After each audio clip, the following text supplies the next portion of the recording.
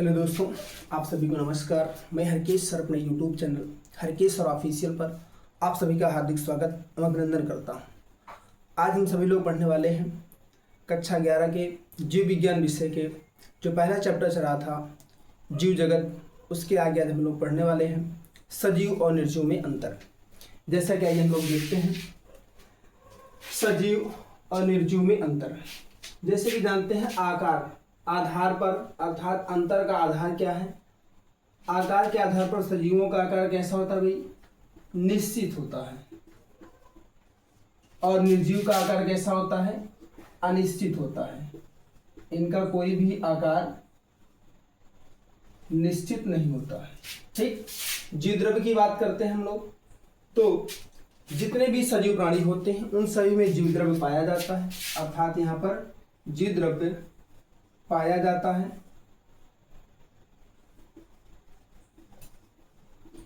जबकि निर्जीव में नहीं पाया जाता है।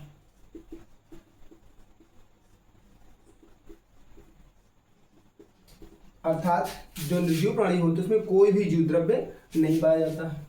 वृद्धि की बात करते हैं हम लोग, तो जो सजीव प्राणी होते हैं उसमें लगातार निरंतर वृद्धि होती है,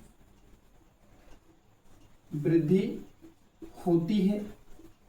अर्थात इनके आकार में, इनके साइज में, इनके चौड़ाई में, इनकी मोटाई में वृद्धि होती है, इनकी लंबाई में वृद्धि होती है। जबकि निर्जीव में ऐसी कोई भी वृद्धि नहीं होती।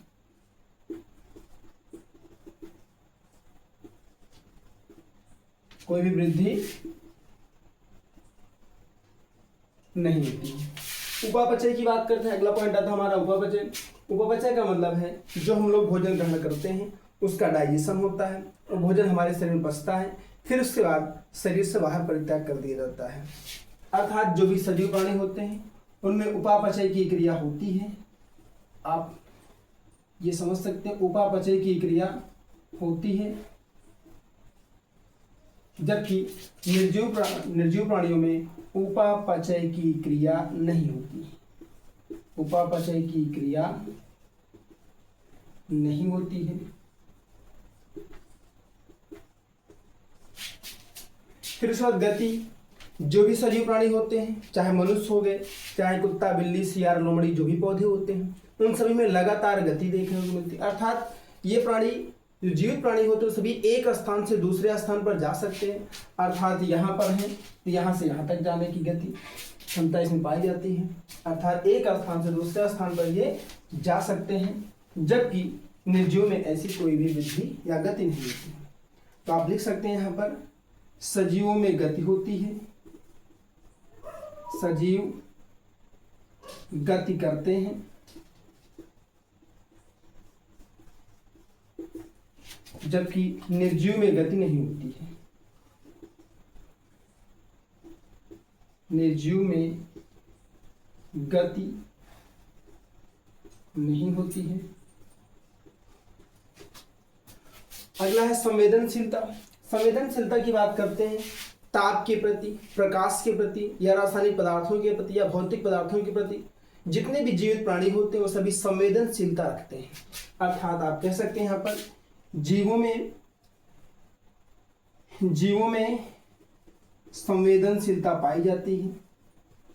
जीवों में संवेदनशीलता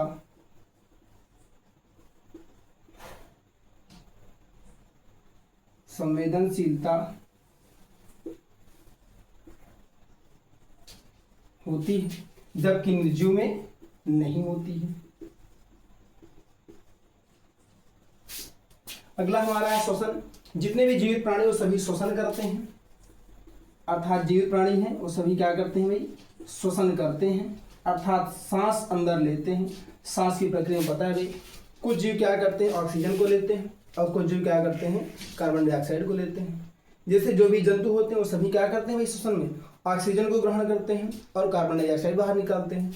लेकिन जो पौधे होते हैं वो क्या करते हैं, कार्बन डाइऑक्साइड लेते हैं और ऑक्सीजन को बाहर निकालते हैं। यहाँ पर लिख सकते हैं भाई श्वसन पौधे सजीव जो होते हैं श्वसन करते हैं, जबकि निर्जीव में श्वसन क्रिया नहीं होती है।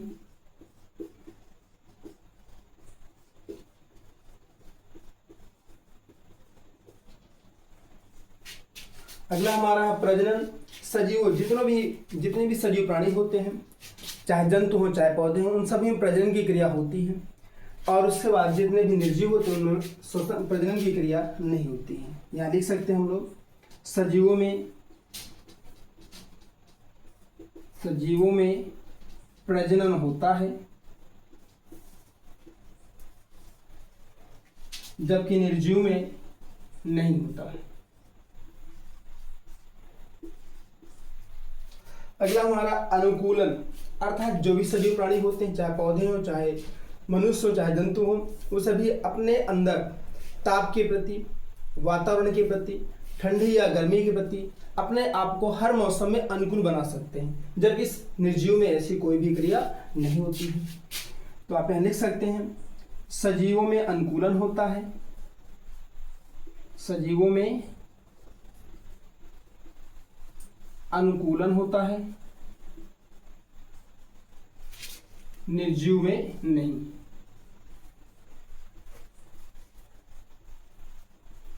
नेक्स्ट और लास्ट हमारा है, जो भी जीवित प्राणी हैं, जितने भी सजीव प्राणी, चाहे मनुष्य हो चाहे पौधे हो चाहे जंतु हो, उन सभी की मृत्यु निश्चित है। यदि जन्म हुआ है उन सभी की मृत्यु निश्चित है, जबकि निर्जीवों की कोई भी मृत्यु नहीं होती है।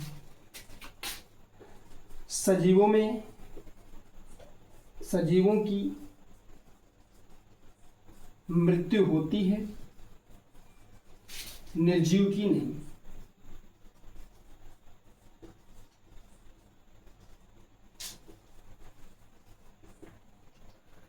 अर्थात आप फिर से देख सकते हैं, आकार के आधार पर सजीव का आकार निश्चित होता है, निर्जीव का आकार अनिश्चित होता है। जीव द्रव्य के आधार पर सजीवों में जीव द्रव्य पाया जाता है, निर्जीवों में जीव द्रव्य नहीं पाया जाता है। वृद्धि के आधार पर जो भी सजीव प्राणी होते हैं उनमें वृद्धि, लगातार वृद्धि होती, बढ़ते हैं, और जबकि निर्जीव में नहीं होती है। उपापचय के आधार पर भोजन की पचने की क्रिया, जो भी खाद्य पदार्थ हम लोग खाते हैं वो हमारे अंदर क्या होता है, डाइजेशन हो जाता है, और जबकि निर्जीव में ऐसी कोई भी क्रिया नहीं होती है। गति के आधार पर सजीव गति करते हैं, एक स्थान से दूसरे स्थान पर जा सकते हैं, जबकि निर्जीवों में ऐसी कोई भी क्रिया नहीं होती। संवेदनशीलता, अर्थात सजीव क्या करते हैं, अपने आप को, ये संवेदनशीलता सजीवों में पाई जाती है, जबकि निर्जीव में नहीं होती है। अगला हमारा श्वसन के आधार पर जितने भी सजीव प्राणी होते हैं, जितने भी जीवित प्राणी होते हैं, या जंतु हो चाहे पौधे हो, सभी क्या करते हैं, श्वसन करते हैं, जबकि निर्जीव में श्वसन की क्रिया कोई भी नहीं होती है। और प्रजनन के आधार पर देखा जाए, जो भी सजीव प्राणी हो तो सभी क्या करते हैं, प्रजनन करते हैं। प्रजनन का मतलब है किसी भी जीव का अपने समान संतान उत्पत्ति करने की क्षमता को प्रजनन कहते हैं। तो सजीवों में प्रजनन होता है, जबकि निर्जीव में नहीं होता है। अनुकूलन के आधार पर जो भी सजीव प्राणी होते हैं अपने आप को हर मौसम में, अपने आप को मौसम के अनुकूल बना लेते हैं, जबकि निर्जीव में ऐसा नहीं होता है। मृत्यु के आधार पर देखा जाए तो मृत्यु जितने भी जीवित प्राणी हैं, चाहे मनुष्य हो चाहे पौधे हों, सभी सजीवों की मृत्यु निश्चित है, जबकि निर्जीव में कोई भी ऐसी क्रिया नहीं होती है। उम्मीद करता हूँ मित्रों, हमारे दोस्तों, आप सभी को हमारा वीडियो पसंद आया होगा। आप सभी लोग हमारे वीडियो को लाइक, सब्सक्राइब, शेयर जरूर कर दीजिए, जिससे आप सभी को आगे की क्लास हम अगले दिन पढ़ेंगे। इसके बाद अगला जो टॉपिक है हमारा वो है टैक्सोनॉमी। टैक्सोनॉमी हम लोग कल आगे पढ़ेंगे।